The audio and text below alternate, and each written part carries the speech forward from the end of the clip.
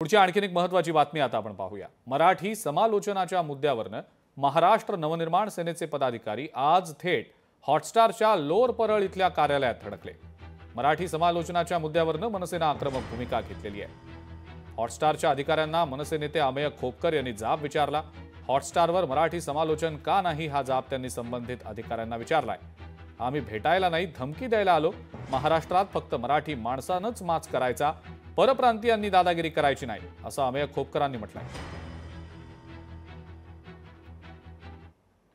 हॉटस्टारकडे आम्हाला राजसाहेबांच्या नावाने हे दिलेलं पत्र आहे।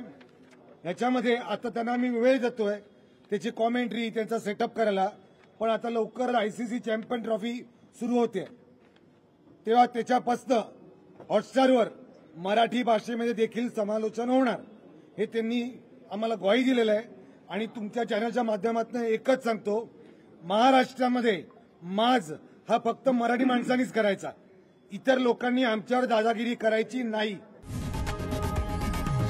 लोकशाही मराठी ऐका, पहा, जागरूक रहा।